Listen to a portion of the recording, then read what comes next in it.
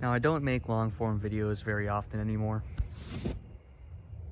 First of all, look at that sunset.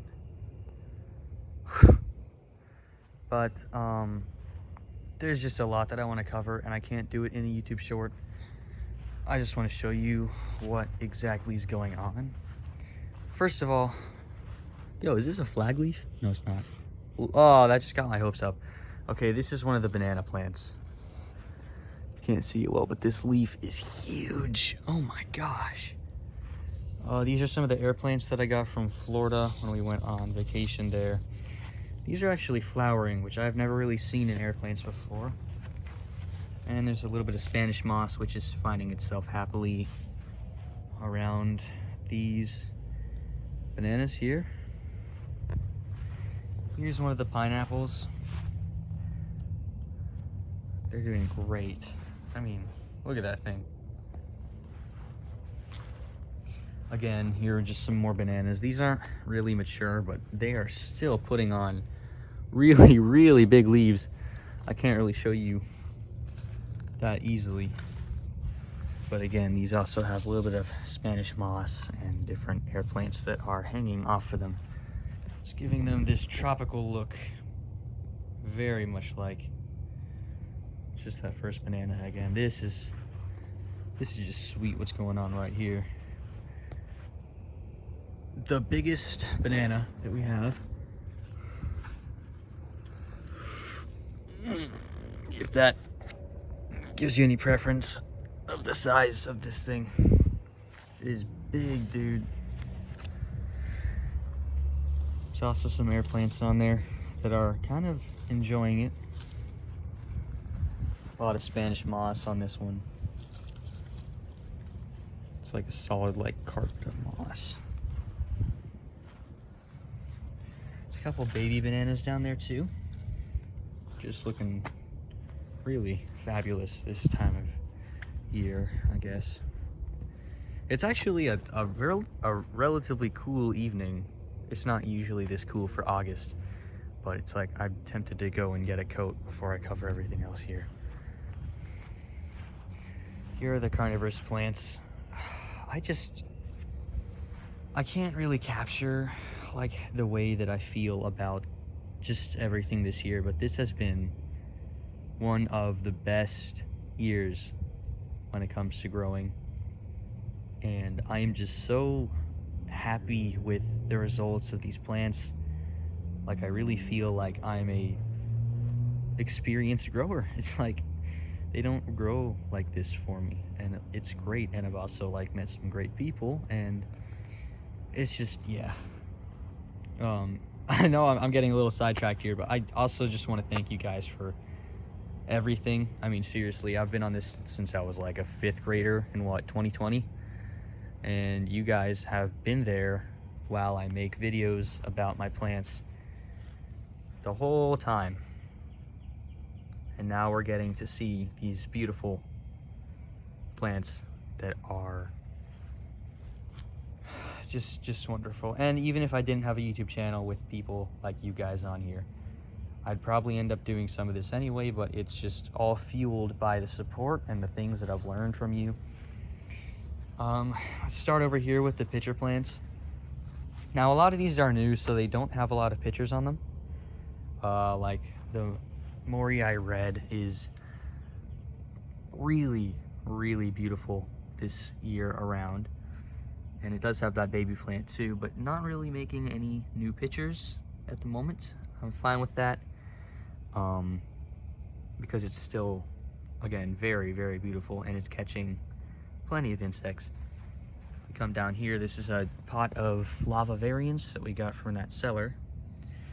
So this is a, what is it, Flava ornata something about the super veins, super like improved vac blains.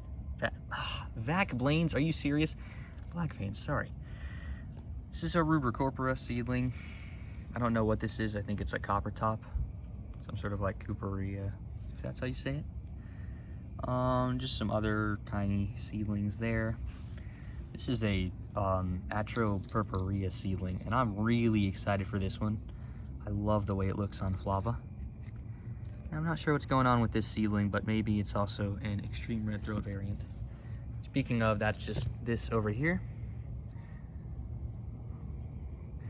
Which, yeah, it's doing great. Hopefully we have 2 new pitchers coming in, but all of the pitchers it has produced this summer have unfortunately been unfunctional, so I just take them off because they end up becoming weird and unhelpful or anything. This right here is a Sarracenia rubra, something about the throat, like a really deep throat. And it kind of has a bulbous appearance, if that makes any sense. Like it's kind of inflated around the throat there. And it's a very large rhizome too. There were a lot of baby plants or just smaller offsets. But this one is already starting to picture again. And again right there. So that one is coming along super nicely. I'm kind of excited. Don't have a lot of experience with rubra in the past. If this will focus. I guess it will not focus. That's unfortunate. But yeah, excited to see what happens with this one. This is the first year I've had a lot of these. I've really just grown flava for most of my channel. I haven't branched out much, but this is the first Leucophila that I had. It is a Hurricane Creek White variant, and it looks beautiful. It only has 1 picture on it, and it is a little bit deformed, but the coloring is just, I'm so excited for this. It has produced a lot of non-carnivorous leaves, and we're finally getting this here, which I believe is supposed to be a monster-sized pitcher because of what they do in the fall. So I'm actually really excited for that one. It's going to be great, and I cannot wait for this one to get bigger. In the back here we have one of the biggest plants that I have. It is the Purpureas Extreme Red Throat, and I talk about this one a lot because it's great. But these older pitchers still look really great. It has produced some non-carnivorous leaves here, but otherwise it's just making slightly smaller pitchers. They look a lot like some sort of Leucophila variant, whatever that is. And I'm not really complaining. I think they look pretty.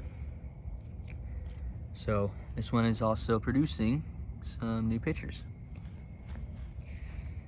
Purpureas red again. So these are supposed to be the same plant, except this one's just green and it has a red throat. This one's literally just red.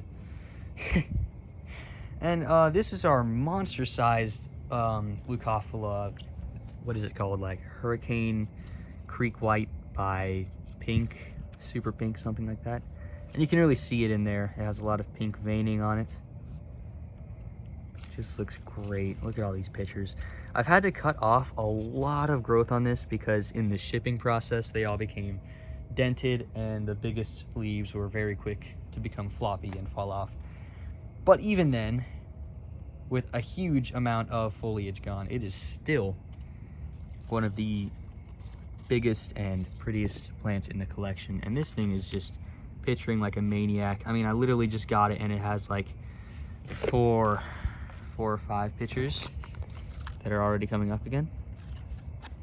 And again, we're getting into fall. It's August 2nd, almost August 3rd because it's evening, so these are supposed to become huge. Speaking of huge, we have the B52s. These are supposed to be some of the world's biggest Venus flytraps. And as the season gets older and the plants root in more and more, I'm really beginning to see that. I mean, look at that. That trap right there is, it's enormous. And I'm not gonna cuss, but I almost,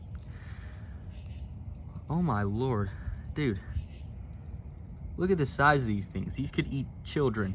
That's a huge exaggeration, but they look great. I mean, come on. This right here is probably one of the healthiest batches of Venus flytraps that I have ever seen or grown. I mean, the only patches of carnivorous plants that I've seen that are better than what's going on right here is something right out of like Jeremiah CPs, because he also grows just big pots of Venus flytrap variants. But otherwise, this is the best thing I've ever grown, ever seen in person. It's just, I love these. I just love them. And it was raining earlier. I think I might have said that. So these are closed traps. A lot of them are. Red dragon. Holy crap. I've had one red dragon in the past, and none of them have produced anything like these plants are here. They're all huge upright traps. I mean, the plants were very fast to adapt and begin to throw out some monster leaves. And I've made some feeding shorts in the past, and they don't really close that fast because that was earlier. But now if I feed these something, or I catch them taking down a fly, they are fast. So I'm gonna need to film these maybe like tomorrow morning. But I'm just so, again, one of the most beautiful, vigorous, healthy pots of carnivorous plants that I have ever seen and ever grown. Don't even know how many plants are in these pots anymore, but I have never done anything like this before, and the first year I tried it, it did amazing. The typicals are definitely typical. Okay, I'm gonna say that because you cannot really compare them to the B52 and red dragons. But even then, these are still just some wonderful Venus flytraps. I mean, they're putting out some nice traps, pretty good size on it. And I ended up having to take a lot of the plants out of this side because there were two strains of typical Venus flytraps in here. Okay, we had a Lowe's plant that I put in here, and that is what we decided to keep. And all of the Lowe's variants, or the Lowe's offspring, like the offsets of that plant, we decided to keep those because they grow fast and upright, and they're very strong catchers. But there were also some Walmart plants in there, and for some reason, as they progressed throughout the season, they simply became genetically unfunctional. So the traps were unable to close, they stopped growing completely, and I just decided to pull them because it was just adding dead weight, and I could fill the pot with healthier variants of a Venus flytrap. So I don't like it, but it does not look very even. But these guys make up for that. And if the typicals end up dying off, I would be very sad, truly, because I've had these plants for a while now. But I'm leaning in a Sarracenia based collection at the moment, which it looks very empty at the moment because everything has like one picture on it. But when everything starts to fill out, I think it's gonna look much prettier. And then I'm still gonna have a couple big pots of good old flytraps, you know. So I'm not gonna be buying any more of these, and I'll just see what happens to them. But yeah, that's where we are with typical right now.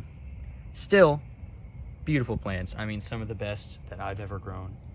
I have seen better, but in my case, this is just rocking it. Okay, here we are moving on to this little table here. We have Purpureas. Wow, I mean, these are the plants that I grew up with, and they are not failing to disappoint at all. I mean, these are very large plants. Ugh, just picked that up right out of the water tray, but geez. I mean, they're filled out so fast, and there's so many different plants. You can see all the fluids in there. The pictures that this thing is just putting off. It is huge, and I'm struggling to hold it up right now because they carry so much water weight. And even bigger than that is this other Purpurea. So that is a Purpurea venosa. I actually posted a short about it last year when I got it from Lowe's. That's what it turned into. And this one, ugh, I don't know if I can pick this up with one hand. I'm gonna have to switch hands real quick. This thing, ugh, so my dad's boss gave me this enormous Purpurea because he also grows them. And he had this thing growing outside for, what was it? Just like 3 consecutive years without taking it in or trimming it or anything. So that thing just has some crazy genetics. I don't even know what to do with it. It's already filled up that big pot. Everything is fitting snugly in. But these purpureas are just, I don't know, I might just need to dig a pit and fill it with sphagnum moss and have them grow in there, because that is crazy. And it has a flower too. Pretty much dead. Might need to cut it off because it's just unattractive at this point. But that thing has multiplied its growth buds too. So now there's 4 plants in there. Don't know what else I can say. Judith Hindle. Wow. Okay. I've had one of these in the past, and it was not as big as this one here. I have to hold them up to the sunset now because I can't really get a good view. It's too late. I should have filmed this video earlier. But this thing is very nice, and I love it. And in the daytime, it looks very pretty. I do have a lot of shorts posted about it. I encourage you to go check them out. But the white top and the red coloring is all just super attractive to me. Dentates. Wow, aren't these cutie pies? Got them from Lowe's in the spring, and they're already doing really, really well. And the traps are closed because, again, it was raining. But super nice. I just love that. And here are just some other B52s that I have growing in the background. Here's a Nepenthes ventrata. I'm trying to get some upper pictures on it, but it's not producing as well as I'm hoping. That should be good though. So yeah, that's what we have going on in the carnivorous plants right now. Love the way everything looks. I can't do as much with the garden right now because it's just way too late. But all this is green bean. I mean, hang on, look at this stuff. Probably need to go around harvesting because these are some big beans, bro. Sweet. Over here we've got a squash plant too that's like great. And then you can't see them that well, but we got peppers and tomatoes too. So yeah, garden, well, vegetable garden is still looking great. Looks better in the day. But just before it was totally dark, I was gonna try and get some footage of how everything looks. So just great. Just great, yeah. Maybe I'll post about this again in the daytime, like a week or 2 from now when the pictures and the plants are filled out a little bit more. But yeah, I was just spending some quality time with my garden, and I was like, you know what? Let's just show everybody what we're doing. So, beautiful. Thanks for sticking around. This is a really long yapping session. Yeah, all right. Bye-bye.